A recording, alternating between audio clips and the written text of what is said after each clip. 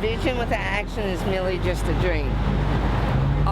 Everything I see out my window I wish I had.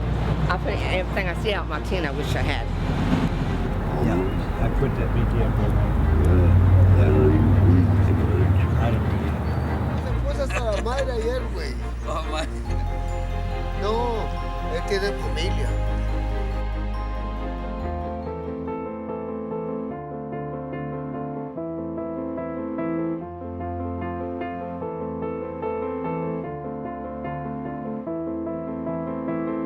So for every single homeless person, there's a different story and a different situation.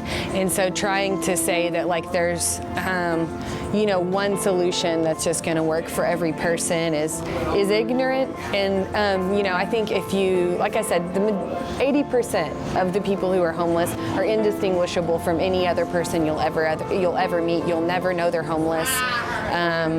You could pass them at the grocery store every single day and have no idea that they're homeless. I lost my parents within 6 months and the rest of my family within the next 4. I kind of went off the deep end.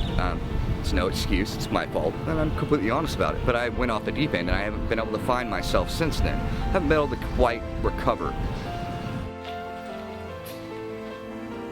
Going through a divorce, and it just messed with my head. I caught a judge cheating, so he punished me and took my children away. So I lost my mind. I'll be honest with you, you know, I lost my business. I was self-employed. That went to heck in a handbasket. And so I just stopped working. And I started living in my car. Now there are people who are chronically homeless that you might see out in the community who maybe are really struggling with some of those more complex issues of substance abuse and chronic health problems, those kinds of things. And maybe those are the people that you get that picturesque, what we want to think of as homeless people.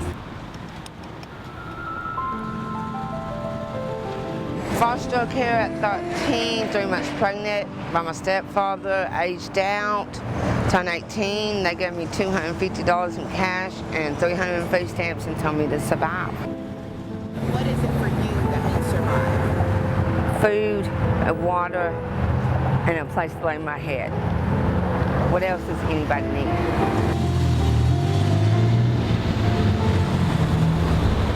And this kind of stuff, it's not good to give homeless people.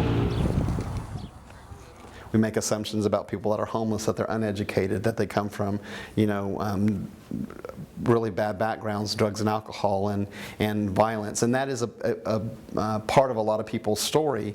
But we meet people all the time that went to college, that you know, had a great family upbringing, and something happened that made that go south, and that made that outcome different for them. It's just about asking people and talking with people one-on-one as human beings to say, you know, tell me your story. I was incarcerated, and I couldn't pay the taxes on my home. And when I got out, I didn't have no place to stay. In the meantime, I got to live today, you know. So my little SSI check doesn't actually pay for anything. You know, it'll take me like 3 months to save up my money and get an apartment. With the deposit, first and last month's rent, you got to pay all of that. So you just don't get an apartment overnight. It's not like it was 20 years ago. You could just walk down the street and see a for rent sign and get an apartment. It's not like that anymore. if you haven't experienced homelessness, or if you aren't close with someone who's experienced homelessness, then it is maybe a little mysterious to you. But I think if you get to know people and you hear their stories, you know, they're just a person. They've got complex things going on, maybe, but maybe not. Maybe they're just a person, you know, with different resources available to them. Maybe they didn't have the family support that you have. Maybe they didn't have the income that you have. Just a person, just in a different situation than you're in. I was born out in the country out in Fort Cobb, and I migrated here to Oklahoma City because there was no work down there, so I came up here to go to work. And I worked for about 3 years, lost a job because I had a boy that was getting in trouble at school. So I'd always have to go to school, and lost my job, so there I was, homeless again. People do have a lot of misconceptions and misinformation about what it means to be homeless, and some of those are, you know, panhandlers that you see on the corner with signs. Studies show that many of those people are not actually homeless, and they may be, you know, have a different agenda, that they're not trying to get food or housing, and there may be something else that they're trying to get money for. So not all homeless people panhandle, and not all panhandlers are homeless. And we do work with people that are homeless that do panhandle, and that's in the absence of other resources. And so if you don't have you know, availability of food stamps or health care or housing options, then and you don't have a source of income, you may have to resort to that. But by and large, the people that we come in contact with that are homeless don't like to panhandle. If they are flying a sign or panhandling, they're doing that as a last resort for them, because the resources that should be available for them may not be available for them. For example, if we got like $1.50, we just need like 10 or 15 cents left to get something small to eat. A lot of us panhandle or ask just a little bit of change. Some people, we're like a plague to them. You tell your kids about the homeless when you're, you know, like my parents told me. I was 5 and 6 years old. They're telling me, oh, they're just homeless. They don't want to do anything. You know, they don't want to help themselves. Yes, they do. There are the select few that don't want to help themselves, that live on, you know, a state check, or just hoping God somebody's going to give them something. But there are a lot of us that want to get out of this situation, that hate to even ask the government, or let alone anyone else, for anything. Yeah, how degrading it is to panhandle for $1, but you're so hungry you need that $1. Most homeless help the homeless. And like a Hummer pull up, I don't expect to be paid by that vehicle. Now somebody pull up in an older Mazda or older Nissan or something, a middle class family will pay me more than somebody in a Hummer or something like that. I've had people pull up in hoopies about to fall apart and hand me a 20 before somebody of a nicer class would even think about helping.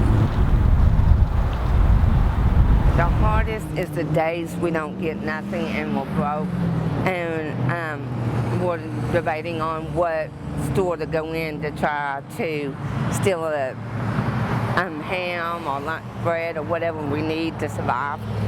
And that's the hardest part about being out here, is thinking about who are we going to have to do wrong that day where we can lay down and have a full belly. It's a survival out there, you know. There's drugs, there's abuse, you know, there's rape, there's muggings, there's stabbings, there's killings, you know. And so when you're in addictive behavior and your mental illness as well, and plus being homeless and being depressed, and all of a sudden you've got elements of the weather. I've never been homeless because I always had a home with my dad, you know, everywhere he went. And I never got into a regular fist fight with my dad. And then about the time I've been drinking and on my medication, and you know, so he kicked me out. I set my bedroom on fire on accident because we didn't have any electricity. And so, so he called and had me taken to the mental hospital to get some medication because I was out of my medication, and then he didn't want me to stay with him no more because once it got to the point to where I was fighting my dad back, for the first time, first or second time, but the second time, then, it went too far. So, now I'm homeless, but, I hear them that they can't sleep well because they never know if someone's gonna rob them or beat them up for what they have. So a lot of depressed stories that come out of there. So what has been the worst thing for you out on the streets?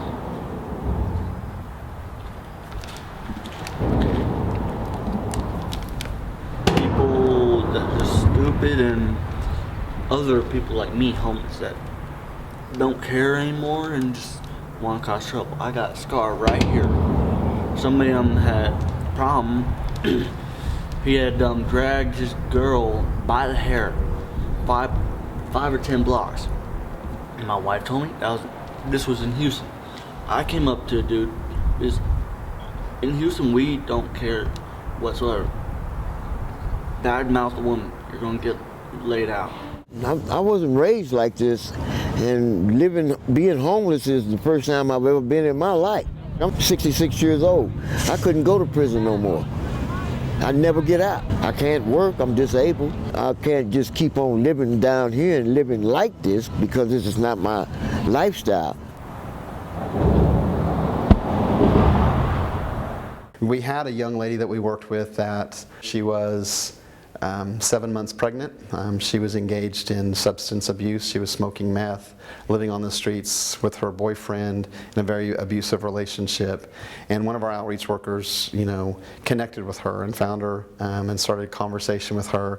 And the outcome to her particular story is that she's now in treatment. She's been clean and sober 6 months, been reunited with her children. Outcomes are great. Future looks great for her. But she asked my outreach worker, she said, "How did you learn how to talk to homeless people?" And my outreach worker said, just take off the word homeless. How did I learn to talk to people?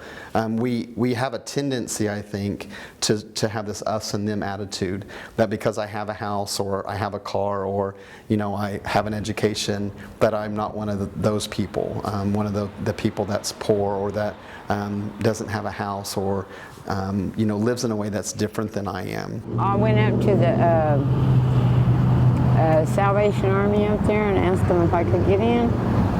They said no, because it's not 32 below. And I said, but I'm by myself and it's cold. He said, well, best thing we can do for you is give you a blanket. Okay. So I went out and I didn't know where to go. And that was sad. That was scary. Yeah. I went up to my ex-pastor's and I slept on his back porch till morning, It's hard out here. People don't realize, and I'm an old lady. The reality is we're all people, and for the most part have the same goals and aspirations. We want to be happy, we want to be healthy, we want relationships in our life that are meaningful and positive, and the backdrop may be different. My situation may be different from a person who's living on the streets, but on the inside, really we probably want the same thing. Been just raising my kids, just hoping to get them grown, doing the best I could. I'm trying to keep my chin up, my nose up, my chin up a little bit instead of always, and keep, and stay off the drugs, stay off the alcohol, keep my mind clean and clear, mostly clear. I try to keep a clear mind. I have 2 children that were from my previous marriage, and I might not have custody of them, but they are 9 and 10, and they know Mama. So one day I know that they will come looking for Mama, and I have to maintain and keep my health for them. It's not us and them, it's we. One of the biggest things is that we sort of break down this language about us and them, that people that live in our community that are homeless are part of our community just as much as the rest of us are. I think that we need to reach out to those folks and embrace them and do what we can to help. We're much more alike than we are different. And I got no